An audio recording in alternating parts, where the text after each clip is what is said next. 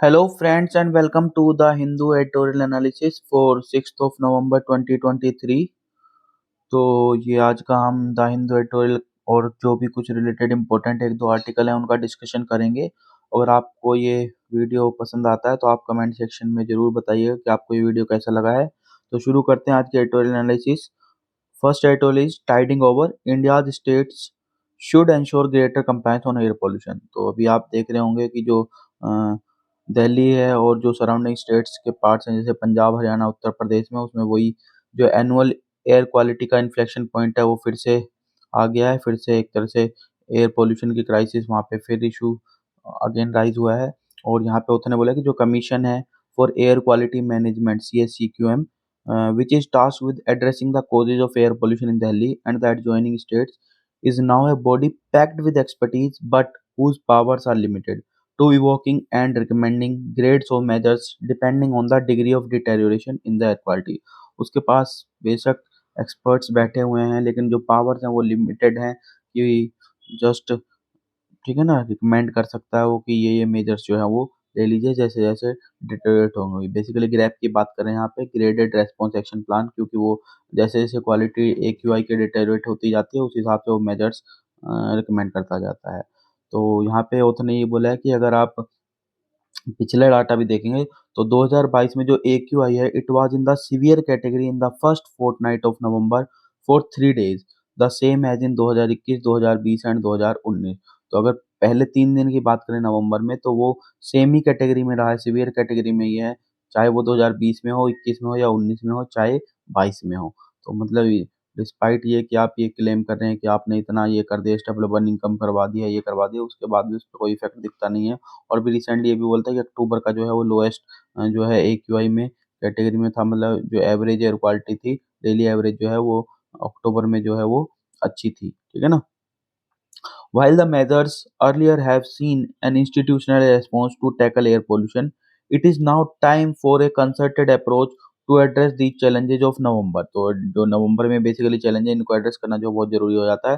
तो stubble burning ही खाली एक कोज नहीं है, बियॉन्ड स्टबल बर्निंग जाना पड़ेगा। This means addressing the more daunting challenges of vehicular pollution and construction dust. इन दोनों चीज़ों को भी आपको देखना पड़ेगा, जो वेहिकुलर पोल्यूशन है या जो कंस्ट्रक्शन डस्ट है, क्योंकि आप अगर आप देखेंगे व्हीकल्स काफ़ी ज़्यादा बढ़ गए हैं, कंस्ट्रक्शन एक्टिविटीज भी काफ़ी ज़्यादा बढ़ी हैं as the time goes on, ठीक है ना।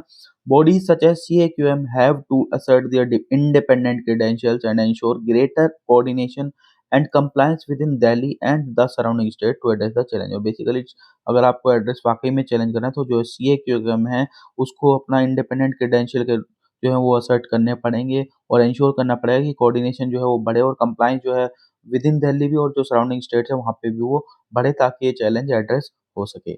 Next is revenue rebound. तो अक्टूबर का GST कलेक्शन जो है वो काफ़ी ज़्यादा हाई देखने को मिला था, तो उसके रिगार्डिंग ये है कि जो ये एक शिफ्ट को जो है दर्शा रहा है, ठीक है ना। तो GST रेवेन्यू जो है वो सेकंड हाईएस्ट मंथली टैली थी अक्टूबर में, which was a little over 1.72 lakh crore ठीक है। तो रिफ्लेक्ट क्या करता है, एक अपटिक जो है वो लास्ट ईयर्स की किटी के हिसाब से जो है रिफ्लेक्ट करा, अपटिक 13.4% का इसमें ये ग्रोथ है एक तरह से देखें तो। फिर उसके बाद उन्होंने बोला है कि एक्सपर्ट्स ये भी बिलीव करते हैं कि जो रेवेन्यू डिपार्टमेंट के इसके जो मतलब कारण है, बेसिकली उसमें एक्सपर्ट्स ने ये बताया कि जो रेवेन्यू डिपार्टमेंट ने जो कंटिन्यू क्रैकडाउन किया है और नॉन कंप्लायंट, और जो सितंबर 30 जो उसमें डेडलाइन रखी थी for settling any disputes that may have Ryzen since the GST regimes launch in 2017-18, these two things played a very important role in these huge collection for October। तो फिर ये भी बोला कि there is also some indication of recovery in domestic demand. और दूसरा एक ये भी है, एक फैक्टर तीसरा, कि डोमेस्टिक डिमांड में भी रिकवरी देखने को मिली है, ठीक है ना। तो इन्हीं चीज़ों के चलते जो है ये ग्रोथ देखने को मिली है GST के कलेक्शन में। Giving the urban Indian a better life. तो यहाँ पे वर्ल्ड सिटीज डे जो था वो अक्टूबर 31 को था, उसकी जो इस बार की थीम थी वो थी financing sustainable urban future for all.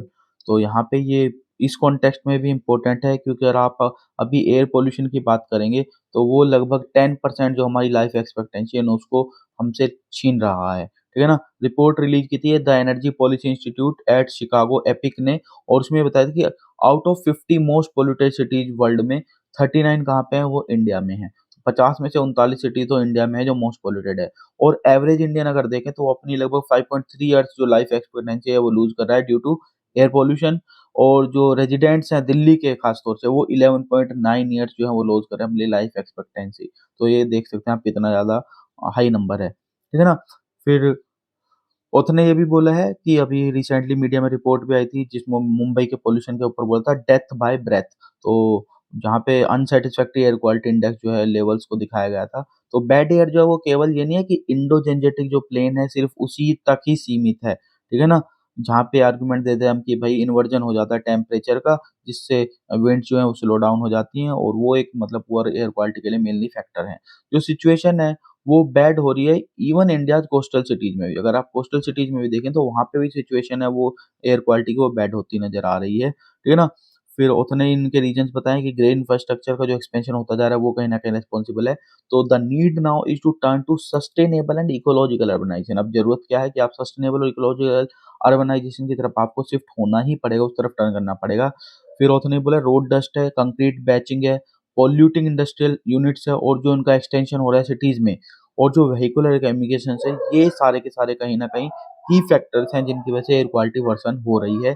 और ये एस्टिमेट ये किया जाता है कि मोटराइज़्ड ट्रांसपोर्ट जो है, this alone is cause for 60% of urban pollution. तो 60% अर्बन पॉल्यूशन का मेन कारण तो वेहिकुलर या मोटराइज़्ड ट्रांसपोर्ट है। तो जो ग्रीन लंग्स ऑफ सिटीज़ होते हैं, यानी कि आप मान लीजिए प्लांट्स, जो वाटर बॉडीज़ हैं वो, जो अर्बन फॉरेस्ट्स हैं वो, या ग्रीन कवर जो है अर्बन कॉमन्स पे, और urban agriculture, they have all reported shrinkage. इन सब चीज़ों में जो है आपको कमी देखने को मिली, छोटे होते जा रहे हैं। Even has grey infrastructure has been revenue, और वहीं पे ग्रे इंफ्रास्ट्रक्चर जो है, यानी कि मोटराइज़ ट्रांसपोर्ट है, रोड्स हैं, बड़ी-बड़ी बिल्डिंग्स हैं, इंडस्ट्रीज़ हैं, वो सारी की सारी उनका रैपिड एक्सपेंशन होते हुए दिखता है। तो ये ग्रीन जो लंग्स हैं सिटीज़ के, जिनमें वाटर बॉडीज़ आते हैं, अर्बन फॉरेस्ट आते हैं, ग्रीन कवर आते हैं अर्बन कॉमन्स पे, अर्बन एग्रीकल्चर आता है, ये सारे श्रिंक हो रहे हैं। वहीं पे ग्रे इंफ्रास्ट्रक्चर जो है वो बट रैपिडली एक्सपैंड हो रहा है। ठीक है ना? सिरोथा ने बोला है कि ये कई बार बोला जाता है कि जो बर्निंग हो रही है पैडी की, जो हरियाणा पंजाब रीजन में है, वो कहीं न कहीं वही मेन रीज़न है। तो बर्निंग ऑफ पैडी ट्रू है, ये थोड़ा-सा रीज़न ज़रूर है, प्राइमरली हरियाणा और पंजाब में। It only escalates the problem. बिल्कुल ये थोड़ा-सा ट्रू है क्योंकि ये एस्केलेट ज़रूर करता है प्रॉब्लम पर, लेकिन this is only a small and seasonal part of the problem. ये जस्ट एक स्मॉल और सीज़नल पार्ट है प्रॉब्लम का। मेन जो प्रॉब्लम है दैट इज़ वेहिकुलर वाला, जो हमने बताया 60% उसका उसमें रोल है, ठीक है ना? Construction activities which are on the rise in almost every Indian city और कंट्रीब्यूट टू रफली 10% of air pollution in the नेश एनसीआर रीजन। 10% आप देखेंगे एनसीआर रीजन में जो कंस्ट्रक्शन एक्टिविटीज़ है उनका रोल है। 60% हमने बताया मोटराइज़्ड व्हीकल का रोल है। There are hardly any steps being taken to monitor and control construction activities with formulated SOPs। और ऐसा आप देखें कोई ऐसे स्टेप नहीं लिए गए हैं कि मॉनिटर और कंट्रोल किया जाए कंस्ट्रक्शन एक्टिविटीज को। कोई स्टैंडर्ड ऑपरेटिंग प्रोसीजर जो सजेस्ट किया हो, गाइडलाइन जो है वो फॉर्मुलेट की गई हो, जिनके आधार पर कंस्ट्रक्शन की जाए। तो city residents unfortunately have hardly any participatory role and are forced to become passive bystanders in the urbanisation project. और आज ये जो अर्बनाइजेशन प्रोसेस हो रहा है, उसमें जो सिटी रेजिडेंट्स हैं वो एक बायस्टैंडर्स की तरह, जस्ट वो पैसिव बायस्टैंडर्स की तरह रह जाते हैं। उनको कोई भी एक्टिव पार्टिसिपेटरी रोल जो है वो उनको नहीं दिया जाता है इसके प्रॉब्लम के रेज़ोल्यूशन में। फिर पब्लिक ट्रांसपोर्ट की बात करें तो it must be made accessible and affordable to people 85% of whom are in the informal sector. तो अगर आप पब्लिक ट्रांसपोर्ट को जो है एक्सेसिबल बताएँगे और अफोर्डेबल बनाएँगे तो कहीं न कहीं आपकी जो ये वरीज़ है वो ज़रूर एड्रेस होंगी। और strong steps need to be taken to control private motorised vehicular movement in the city. दूसरी चीज़ जो आपको करने की ज़रूरत है वो ये है कि जो प्राइवेट मोटराइज्ड वेहिकुलर मूवमेंट है उसको आपको कंट्रोल करना पड़ेगा, स्ट्रॉन्ग स्टेप्स लेने की ज़रूरत पड़ेगी। Congestion tax being levied on private car owners driving during peak hours can be thought of. एक ये स्टेप सजेस्ट किया कि आप कंजेशन टैक्स लगा सकते हो, एक सोच सकते हैं उन पे जो प्राइवेट कार ओनर्स हैं उनके ऊपर। या फिर ओड इवन नंबर और इवन नंबर प्लेट फॉर्मूला जो है वो एक दूसरा इंटरवेंशन हो सकता है जो यूज़ किया जा सकता है। वहीं पे सिटी लीडर जो हैं, the elite as well as state chief ministers should use public transport at least once a day as an example of token motivation. Token motivation के रूप में जो एलीट्स हैं या जो स्टेट के चीफ मिनिस्टर्स हैं वो पब्लिक ट्रांसपोर्ट को वन्स अ डे जो है वो यूज़ कर सकते हैं ताकि लोग मोटिवेट हों। फिर transitioning to green vehicles is important. और ये लास्ट में जो होता है बोला कि आपको ग्रीन व्हीकल्स की तरफ ट्रांजिशन करना पड़ेगा, ये बहुत ज़रूरी है। मतलब इलेक्ट्रिक व्हीकल्स की तरफ स्विच कीजिए, सीएनजी व्हीकल्स की तरफ स्विच कीजिए, कम से कम पॉल्यूटिंग वाले व्हीकल्स की तरफ आपको स्विच करना पड़ेगा। ग्रैप ग्रैप हमको पता ही है, a set of anti air pollution measures हैं, जो कि जैसे ही क्वालिटी जो है डिटेरियोरेट होते हैं वो इनिशिएट हो जाते हैं। 4 डिफरेंट सेट्स हैं इसमें बेसिकली, और एक्टिवेट होते हैं वो based on the quality of air. जैसे-जैसे क्वालिटी वर्सन होगी, वैसे-वैसे ग्रेड बढ़ता चला जाएगा। ग्रैप का जो में सेट्स हैं वो आ जाते हैं इम्प्लीमेंटेशन में। Such a mechanism must be adopted in other Indian cities as well. ये दिल्ली में होता है, लेकिन यही सजेस्ट किया कि ये जो है और सिटीज़ में भी जो है इनको अडॉप्ट करना चाहिए। तो there should be zero acceptance of industrial pollution and real time monitoring must become a reality. तो जो इंडस्ट्रियल पॉल्यूशन है, उस पे ज़ीरो एक्सेप्टेंस होनी चाहिए, उसको बिल्कुल नहीं एक्सेप्ट करना चाहिए उसको, और उसकी रियल टाइम मॉनिटरिंग होनी चाहिए, और जो ये मॉनिटरिंग है एक तरह से रियलिटी होनी चाहिए। ऐसे नहीं जस्ट ऑन पेपर आप उसमें मॉनिटरिंग दिखा रहे हैं, वो एक्चुअल में हो ही नहीं रही है। ठीक है ना? फिर छठा सजेस्ट किया कि अर्बन कॉमन्स जैसे कि पॉन्ड्स हैं, वाटर बॉडीज़ हैं, अर्बन फॉरेस्ट हैं, पार्क्स हैं, प्लेग्राउंड्स हैं, these are another major area that should not at all be allowed to be taken over by either public or private bodies for private gain। उनको private gains के लिए जो है या public या प्राइवेट बॉडीज के द्वारा उनको प्राइवेट गेन्स के लिए नहीं यूज करना चाहिए, ये चीज़ देखनी चाहिए। तो उनको प्रोटेक्ट करना चाहिए, नर्चर करना चाहिए, उनको बढ़ाना चाहिए, ना कि घटाना चाहिए। हमने अभी बात की थी, वो धीरे-धीरे श्रिंक होते हुए हमें दिखाई दे रहे हैं। फिर ऑथर ने सजेस्ट किया स्ट्रेंथन गवर्नेंस, गवर्नेंस को मजबूत कीजिए। जो सो कॉल्ड सॉल्यूशंस है जैसे कि स्मोक टावर्स हैं या वाटरिंग रोड्स, आपने देखा होगा पानी फैलाते हैं रोड्स पे डस्ट को बेटर सेटल डाउन करने के लिए, these are just cosmetic. Long term में अगर आपको चाहिए तो आपको जो है सिटी का गवर्नेंस आर्किटेक्चर जो है उसको आपको स्ट्रॉन्ग करना पड़ेगा, लोगों को जो है एम्पावरमेंट करना पड़ेगा आपको, वही जो है लॉन्ग लास्टिंग सॉल्यूशन है। पॉल्यूशन गाइड्स और जो एसओपीज हैं, standard operating procedure for various line departments and agencies must not only be made readily available to the people but should also become a part of the way of life in the city। ये दोनों चीजें pollution guidelines और जो SOPs हैं वो just एक यही नहीं कि वो रेडिली अवेलेबल हों, उनको एक वे ऑफ लाइफ भी जो है वो लोगों का बनाएंगे, तब जो है कुछ हो सकता है। द और लास्ट में अल्टीमेटली ऑथर ने यही कंक्लूड किया, जो पुअर और मार्जिनलाइज्ड है वो लीस्ट कंट्रीब्यूटर्स होते हैं पॉल्यूशन में, लेकिन ये सेगमेंट जो है मोस्ट एक्सपोज्ड होता है और मोस्ट अफेक्टेड होता है, और उन्हीं को जो है इसकी मेनली हैवी कीमत चुकानी पड़ती है। ठीक है ना? तो this is it. Next is much to lose if the Indian veterans in Qatar case festers. तो ये आपको पता ही होगा, 8 navy office former navy officials थे जो को जिनके ऊपर जो है अक्टूबर 26 को उनको जो है उन एक मतलब उनके ऊपर प्रेसिडिंग चली थी, और अगस्त 30 से जो है मतलब ये चल रहा है, उनको जो है डेथ सेंटेंस जो अक्टूबर 26 को जो है वो कतरी कोर्ट ने दिया था। ठीक है ना? तो ये जो सारे के सारे वेटरन्स हैं, these are receiving the maximum punishment seems to be an unexpected outcome. सबसे पहला तो अनएक्सपेक्टेड यही है कि उनको मैक्सिमम पनिशमेंट जो है वो अवार्ड किया गया है इसमें। और दूसरा ऑथर ने बोला है कि the opacity of charges and the complete secrecy under which Qatar moved from trial to conviction in is under 7 months seem to have taken the Indian side by surprise। दूसरा सरप्राइज ये मिला है कि जो ओपेसिटी रख के charges नहीं बताए गए और कंप्लीट सीक्रेसी रखी गई, जहाँ पे कन्विक्शन ट्रायल से लेके कन्विक्शन तक कुछ नहीं बताया गया, और विद इन 7 मंथ जो है पूरा कन्विक्शन भी कर दिया, वो सरप्राइज है दूसरा इंडिया के लिए। ठीक है ना? तो फिर ऑथर ने बोला है कि जो कंपनी जो ये मतलब ये लोग जो आठों के आठों काम कर रहे थे, ये 2009-10 से जो है काम कर रहे थे, और उसमें अगर हम डीपर एग्जामिनेशन देखते हैं तो एरिया जो एक्सपर्टीज का था, दहारा एंड दहारा कंपनी जो है जिसमें काम कर रहे थे, it was in training the Qatar Emiri naval forces. तो बेसिकली जो काम था वो कतरी एमीरी जो नेवल फोर्सेज थे उनको ट्रेन करने का काम था ये। और कतर क्योंकि उसकी एक यूनिक डेमोग्राफी है, जहाँ पे एक्सपैट्रिएट्स एंड माइग्रेंट वर्कर जो है वो लगभग 88% पॉपुलेशन का पार्ट तो यही लोग हैं, जो बाहर से लोग आते हैं, एक्सपैट्रिएट्स हैं या फिर जो माइग्रेंट वर्कर्स हैं। ठीक है ना? और अगर देखें तो one of the wealthiest countries भी है टुडे, जो किंगडम ऑफ कतर है। It has traditionally enjoyed a warm and cordial relationship with India. ठीक है ना? अच्छे रिलेशंस रहे हमारे कतर के साथ में।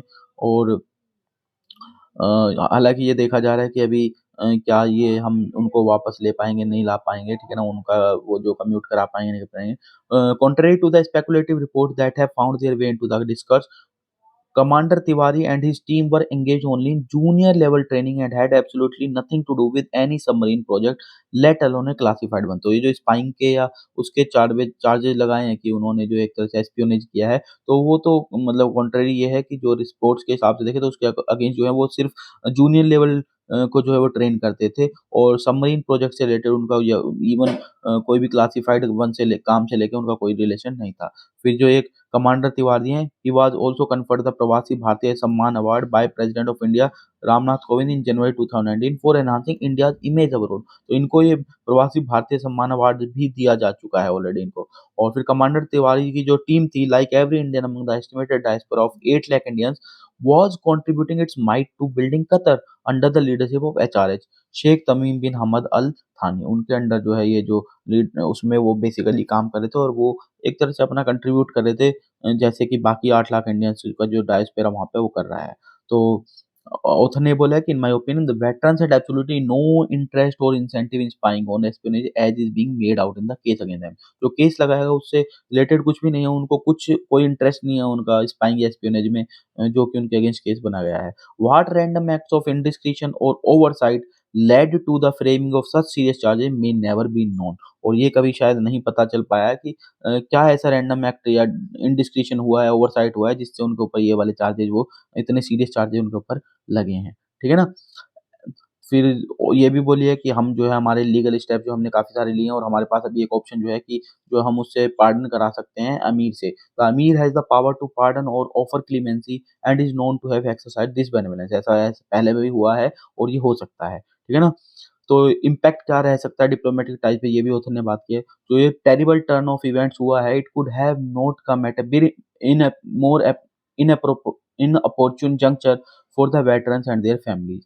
तो देहरा ग्लोबल टेक्नोलॉजी जो है वो पहली बात तो गोइंग कंसर्न नहीं है, तो वो उस अभी एक्टिव नहीं है, तो यानी कि सिर्फ गवर्नमेंट इंडिया गवर्नमेंट जो है वही ऑप्शन है जो फैमिली और वो जो ये वेटरन पर्सनल है वो उनको जा सकते हैं। तो एक तो ये चीज़ है उनके लिए इनअपॉर्चुन मोमेंट इसीलिए बताया। दूसरा, जो इंडिया का न्यूएंस पोजीशन है on the ongoing Israel Hamas war है और support to the Palestinian cause will be put to test against Qatar's emerging role in working out a rapprochement between Arab world and Israel. दूसरा उस पे भी depend करता है। और तीसरा, India's relationship with Qatar will head south if this diplomatic row is not settled on mutually acceptable terms. और अगर नहीं होता है ये, तो जो इंडिया की रिलेशनशिप है कतर के साथ, उस पे भी कहीं न कहीं इफ़ेक्ट पड़ने वाला है। फिर कतर बिल्कुल फ्रेंडली फ़ॉरेन कंट्री है और there is an existing bilateral agreement to expatriate convicted citizens. Expatriate करने का प्रोविज़न भी है उसमें, जो भी कन्विक्टेड सिटीज़न्स हैं उनका। लेकिन आर्टिकल 4 जो है एग्रीमेंट का, it excludes the death penalty. लेकिन यहाँ पे एक और चीज़ याद रखनी है कि जो डेथ पेनल्टी वाले केसेज़ उसमें एक्सपैट्रिएशन जो है वो अलाउड नहीं है। ये आर्टिकल 4 जो एग्रीमेंट का वो बताता है। So it will be far worse if the sentence is executed or the space left behind the Dahara Global is occupied by radical elements inimical to both countries। और पांचवी जो कंसर्न वो ये है कि अगर ये सेंटेंस एग्जीक्यूट किया जाता है और जो स्पेस है जो दहारा ग्लोबल का है वो रेडिकल एलिमेंट्स जो ले लें उनको, तो ये और भी ज़्यादा वर्सनिंग सिचुएशन हो जाएगी। ठीक है ना? नेक्स्ट आगे देखते हैं, ओपिनियन में आ जाए, a leaf out of New Zealand's voting system. तो यहाँ पे बेसिकली जो आपको ध्यान रखना है वो यहाँ पे स्प्लिट वोटिंग वाले सिस्टम को जो है कंपेयर किया गया है। तो ओडिशा और ऑकलैंड जो है, ऑकलैंड न्यूजीलैंड में है और वो अलग-अलग दिखाते हैं। अगर ह्यूमन डेवलपमेंट इंडेक्स में देखें तो बहुत उनमें काफ़ी गैप है, लेकिन एक जो कॉन्सेप्ट है स्प्लिट वोटिंग का, वहाँ पे दोनों ने सिमिलैरिटी दिखाई है। तो हमारे यहाँ पे first past the post system हम फॉलो करते हैं, जिसको सब मैक्सिमम वोट्स मिली होती हैं वो इलेक्ट हो जाता है, वो जीत जाता है। लेकिन न्यूजीलैंड में जो है mixed number member proportional MMP system जो है वो यूज़ होता है। तो मिक्स्ड मेंबर प्रोपोर्शनल सिस्टम क्या होता है? वोटर्स कास्ट 2 वोट्स, इसमें बेसिकली 2 वोट कास्ट करते हैं। एक पार्टी वोट होती है that determine the overall composition of the 120 seat parliament, और एक इलेक्टोरेट वोट होती है to elect a local MP for their geographical constituency. तो ये 2 वोट यहाँ पे साइमल्टेनियसली डलती हैं, एक पार्टी वोट और एक जो है इलेक्टोरेट वोट जो है वो लोकल एमपी के लिए डलती है। ठीक है ना? दोनों का इलेक्शन एक ही टाइम पे किया जाता है। The electorate vote does not alter the overall party representation in parliament. Electorate vote से जो ओवरऑल पार्लियामेंट रिप्रेजेंटेशन है वो अफेक्ट नहीं होती है। Voters can split their vote. Voters अपनी वोट को स्प्लिट भी कर सकते हैं कि मतलब पार्टी को अलग वोट कर सकते हैं, इलेक्टोरेट को अलग पार्टी से चूज़ कर सकते हैं। ऐसा होता भी है अक्सर कई बार। ठीक है ना? एडवांटेजेस क्या हैं इसके एमएमपी सिस्टम के और डिसएडवांटेज क्या हैं, दोनों चीज़ें बताई हैं। एमएमपी सिस्टम अपना खुद का क्रिटिसिज्म ज़रूर है उसका, जैसे इट में प्रॉम्प्ट टैक्टिकल वोटिंग को प्रॉम्प्ट कर सकता है, जहाँ पे वोटर जो है एक पार्टी को सपोर्ट कर सकते हैं and they don't necessarily endorse just to keep another party out of power.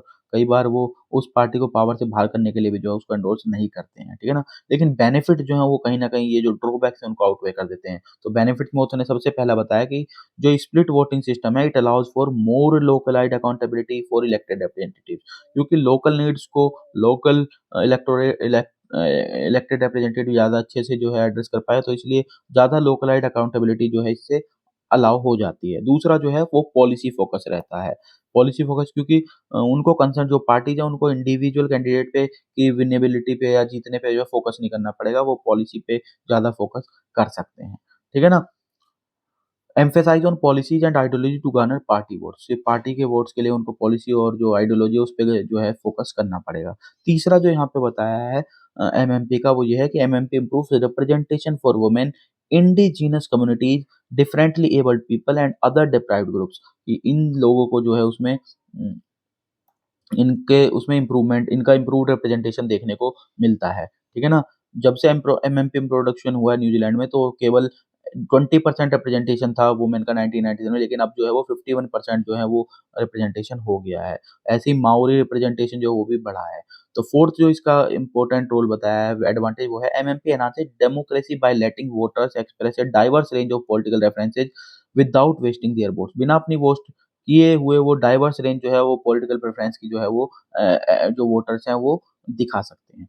Fifth जो बताया है the system provides flexibility allowing voters to select the best candidate party combination according to their believes. उनकी believes के उनकी choices के आधार पे वो best candidate choose कर सकते हैं, बेस्ट पार्टी चूज़ कर सकते हैं, इनका कॉम्बिनेशन जो है वो सूटेबिलिटी के हिसाब से चूज़ कर सकते हैं। और जो छठा इसमें बताया है वो है after introduction of MMP the average age of an MP in New Zealand has considerably declined. Average अगर आप देखें तो ज़्यादा यंग जो है वो कैंडिडेट जो हैं वो इलेक्ट होके आए हैं, तो उस वो भी कहीं न कहीं इसने इम्पैक्ट डाला है। इंडियन कॉन्टेक्स्ट में बोला है कि इंडियन इलेक्टोरल फ्रेमवर्क अगर आप देखें तो compulsing voting often curtails the liberty of voters to express their genuine preferences. कई बार जो कंपल्सिव वोटिंग है या आपको पार्टी की लाइन के अलोंग ही वोट करना है, वो कहीं न कहीं जो आपकी जेन्युइन प्रेफरेंस है उसको कहीं न कहीं वो कर्टेल कर देता है, ये बताया है। तो स्प्लिट वोटिंग जो है इट्स सिस्टम जो है it could offer a solution by allowing voters to choose candidates based on merit while ensuring that their party preference determines legislative composition.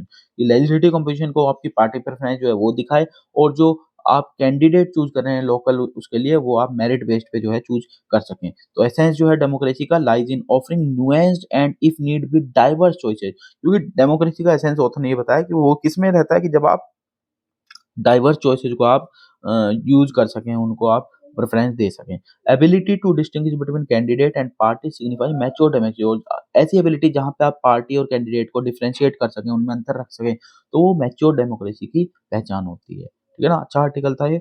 ये एक तरह से किया जा सकता है जो हम साइमल्टेनियस इलेक्शन की बात कर रहे हैं उसकी जगह अगर ये चाहे तो ये भी एक ऑप्शन ट्राई किया जा सकता है। ठीक है ना? ये व्यूज़ पर्सनल है। Who goes to Kota's coaching classes and why? तो यहाँ पे डाटा पॉइंट में आज जो है वो कोटा का पूरा आया कि कोटा में क्यों है, 3 सीरीज़ की स्टडी है उसमें बताया। तो एक case study to throw light on the question of why students choose to go to such centres and what they negotiate during their preparation for various exam. क्यों जाते हैं और क्या नेगोशिएट करते हैं? तो ये स्टडी की गई है Lokniti centre for study developing societies के द्वारा, और इसने लगभग मोर देन 1000 स्टूडेंट्स पे जो है फर्स्ट और सेकंड वीक ऑफ अक्टूबर में ये सर्वे किया था। 30% इसमें से गर्ल्स थी सैंपल में से। मेजॉरिटी स्टूडेंट जो स्टडी करते हैं कोटा के कोचिंग सेंटर में वो कहाँ से आते हैं? 32% बिहार से मिलेंगे, उत्तर प्रदेश से 23%, राजस्थान से 18% और मध्य प्रदेश से 11%, और नियरली हाफ ऑफ देम जो है वो सिटीज़ को बिलॉन्ग करते हैं या स्मॉल टाउन्स को बिलॉन्ग करते हैं, और केवल 14% जो है वो रूरल एरियाज़ से आते हैं। प्राइमरी अर्नर्स जो हैं फैमिलीज़ से वो एंगेज्ड हैं बेसिकली गवर्नमेंट सर्विस में 27% और बिज़नेस में 21% और एग्रीकल्चर में 14%। तो ये वो डिस्ट्रीब्यूशन देख सकते हैं किस-किस फैमिली से वो आ रहे हैं। तो बेसिकली मेनली आते हैं नीट की तैयारी के लिए। अगर मोस्ट टेकर्स हैं जो कोटा स्टूडेंट में वो 59% के साथ जो है वो कोचिंग सेंटर में नीट की प्रिपरेशन के लिए आते हैं, जिनमें से 76% गर्ल्स हैं। दूसरा जो पॉपुलर चॉइस है वो है जेईई जो एडमिशन कराता है इंजीनियरिंग के लिए बेसिकली, और इसमें 35% जो है वो इसके लिए आते हैं, जिनमें से 46% बॉयज़ हैं और केवल 16% जो है वो गर्ल्स का शेयर है। मोस्ट स्टूडेंट्स जो फर्स्ट अटेम्प्ट में नहीं कर पाते हैं क्लियर, वो मूव आउट कर जाते हैं, और क्लोज़ टू हाफ स्टूडेंट यानी कि 49% जो है अपीयर करते हैं एंट्रेंस एग्ज़ाम में फॉर द फर्स्ट टाइम, और वहीं 26% जो है वो कंटिन्यू करते हैं कोटा में आफ्टर देयर फर्स्ट अटेम्प्ट, और अगर सेकंड अटेम्प्ट के बाद देखें तो ये नंबर 13% तक पहुँच जाता है उसके 13% ही रह जाते हैं कुल। Good number of student 29% also enrolled in other coaching in centres before decide to move Kota. Kota आने से पहले और किसी कोचिंग सेंटर में वो एनरोल करे होते हैं, 29% ऐसे हैं। स्टूडेंट्स को ये जाहिर सी बात है कि उनको स्कूल में भी जो है एनरोल करना पड़ता है, क्योंकि बोर्ड एग्जामिनेशन उनको क्लियर करना होता है, उसके बाद ही वो जेई या फिर नीट में एडमिशन ले सकते हैं, वो मैंडेटरी कंडीशन है। तो जो एनरोल्ड हैं only 60% go to regular school, में से केवल 16% ही जो है रेगुलर स्कूल में जाते हैं। Staggering 81% of coaching centre students are instead enrolled in dummy school. 81% बच्चे डमी स्कूल्स में एनरोल किया, तो ये कंसर्न का विषय हो सकता है जिसपे सोचना चाहिए। They merely enable them to satisfy the requirement of sitting for board exam, क्योंकि ये जो डमी स्कूल्स हैं वो उनको अटेंड रेगुलर क्लास अटेंड नहीं करनी पड़ती, जो उनका क्राइटेरिया है कि रिक्वायरमेंट आपको बोर्ड एग्जाम में बैठने के लिए वो उसको प्रोवाइड कर देते हैं, और उसके बाद जो है एग्जाम प्रिपरेशन करते हैं वो कोटा में। और मेजोरिटी जो है 49% स्टूडेंट जो है वो हॉस्टल्स में रहते हैं, और 30% पीजीज में रहते हैं, पेइंग गेस्ट के रूप में रहते हैं। ठीक है ना। Smaller number of them have 70% also rent apartment, कुछ ने जो है रेंट अपार्टमेंट्स भी लिए हुए हैं। Only 12% students said it is very good, जो वहाँ पे कंडीशंस हैं हॉस्टल्स की या पेइंग गेस्ट अकोमोडेशंस की, वो 12% ही सिर्फ गुड बताते हैं। 27% कहते हैं कि they do not like it, और 57% कहते हैं कि फूड वाज पासेबल, मतलब बहुत बेकार खाना एक टाइप से उनको मिल रहा है। 35% फील दैट क्लियरिंग जेईई और NEET will help them settle down well in life. तो 35% ये बिलीव करते हैं कि जैसे अगर वो नीट या जेईई क्लियर कर लें तो सेटल डाउन हो जाएंगे लाइफ में।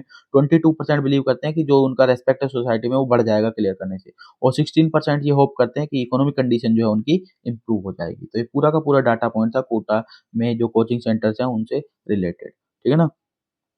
आज के दोनों ही आर्टिकल पॉलिटिकल है, तो इनको हम इस डिस्कस नहीं करेंगे। आगे देखते हैं। यस, ये था Indian envoy asks Canada for evidence in निजर किलिंग। तो जो एलिगेशंस लगाए थे इटली के कनाडा के प्राइम मिनिस्टर ने, ट्रूडो ने, उनके रिगार्डिंग ये बोला है कि भाई आप स्पेसिफिक एविडेंस जो प्रोवाइड कीजिए। देयर इज नो स्पेसिफिक और relevant information provided in this case for us to assist them in the investigation.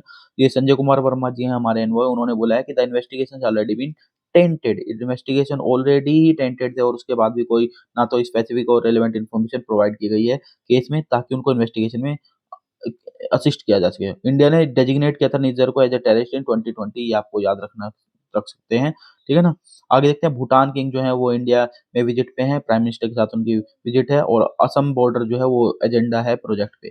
The visit is understood to be prompted by an ambitious project Bhutan plans on the border with Assam in Gelephu. तो ये main agenda रहने वाला है, और the visit will further strengthen close bonds of friendship and cooperation with a valued partner. तो ये इसका main issue रहेगा। और अभी आपको पीछे पता ही है कि चाइना और भूटान ने जो है एग्रीमेंट की बात की थी, बॉर्डर इशू पे बॉर्डर एग्रीमेंट की बात की थी, और एक डिप्लोमेटिक टाइज की भी बात की थी कि डिप्लोमेटिक ऑफिस जो है वो पूरे कंप्लीट लेवल पे जो है वो फुल डिप्लोमेटिक जो है रिलेशन एस्टेब्लिश किए जाएंगे। ठीक है। आगे देखते हैं। तो आगे आज साइंस में एक आर्टिकल है। Yes, the Zika genome and insights into the era of emerging outbreak. तो जीका का हमें पता ही है, जीका वायरस में बेसिकली आरएनए जीनोम होता है, और हाई पोटेंशियल होता है म्यूटेशन करने के लिए। इसी वजह से जो टूल्स, टेक्निक्स और मॉडलिटीज हमारे पास हैं to track the evolution, genetic epidemiology and molecular underpinnings of transmission and pathogenesis could be extended to Zika outbreaks as well. जो भी हमारे पास है वो जीका की स्टडी, आउटब्रेक्स को भी स्टडी करने में जो है वो हम यूज कर सकते हैं। तो जीका के बारे में देख लो। तो जीका और जो डेंगू है और इसका जो कजन है जीका, वो दोनों लगभग अराउंड 400 मिलियन पीपल को एवरी ईयर जो है इन्फेक्ट करते हैं वर्ल्ड में, ग्लोबल लेवल पे। जीका वायरस जो है मॉस्किटो बोर्न जो है फ्लेवी वायरस है, ये आप याद रखेंगे प्री के लिए। मॉस्किटो बोर्न है, फ्लेवी वायरस कैटेगरी का ये वायरस है। ठीक है ना। रिसर्चर्स ने आइसोलेट किया था वायरस को 1947 में, कहाँ से? मंकीज से। कहाँ पे? जीका फॉरेस्ट थे युगांडा में, वहां से, इसलिए इसका नाम जो है जीका वायरस पड़ा था। पहला ह्यूमन केस जो है वो डिटेक्ट होता है 1952 में युगांडा और तंजानिया में। दूसरी बात आप ये याद रखेंगे। और दिया है since been outbreaks around the world largely confined to the tropic, और ज्यादातर फिर उसके बाद काफी आउटब्रेक हुए हैं, और ज्यादातर कहाँ पे? ट्रॉपिक्स वाले रीजन में आउटब्रेक्स आपको देखने पड़ेंगे, मतलब कि वार्म वाला जो क्लाइमेट है उसको वो सूटेबल है। डायग्नोसिस जो है मोस्टली जो है वो जेनेटिक टेस्टिंग के थ्रू की जाती है। एंटीबॉडी बेस्ड टेस्ट किया जाता है। It would be complicated because antibodies produced by the infection can cross react with those of dengue, yellow fever and West Nile devices. तो जेनेटिक बेस्ड टेस्टिंग क्यों करते हैं? क्योंकि बेसिकली जो एंटीबॉडी बेस्ड टेस्टिंग है वो कॉम्प्लिकेट हो जाती है, क्योंकि जो एंटीबॉडी प्रोड्यूस होती है इन्फेक्शन में वो क्रॉस रिएक्ट कर सकती हैं जो डेंगू, येलो फीवर या वेस्ट नाइल वायरस में जो एंटीबॉडी प्रोड्यूस होती हैं। तो रिसर्चर्स जो सिंघुआ यूनिवर्सिटी है उसमें उन्होंने सजेस्ट किया कि जो cell that infects of the two viruses in primates encourage specific microbes to grow on the skin by suppressing an antimicrobial peptide on the skin। दोनों ही केस में डेंगू और जीका वाले में जो स्पेसिफिक माइक्रोब्स हैं वो सप्रेस करते हैं एंटीबायोटिक पेप्टाइड को स्किन पे। तो these microbes produce acetophenones that could provide a chemical cue to mosquitoes attracting them toward the individual and supporting transmission of the virus. और इस तरीके से ट्रांसमिशन जो है वो होता है। ये माइक्रोब्स क्या करते हैं, बेसिकली एसिटोफिनोन जो है वो प्रोड्यूस करते हैं और ये केमिकल क्या करता है, मॉस्किटोज को अट्रैक्ट करता है अपनी तरफ और इंडिविजुअल की तरफ, ताकि और क्या है जो वायरस का ट्रांसमिशन है उसको सपोर्ट करता है, ठीक है ना। तो significant body of evidence suggest कि जो जीका वायरस है infection it can significantly increase the risk for severe dengue. तो एक तो ये चीज कि सीवियर डेंगू का रिस्क को बढ़ा सकता है। दूसरा, high levels of anti dengue virus antibodies were protective. Intermediate levels due to a prior Zika और dengue virus infection could significantly enhance the severity of dengue infection।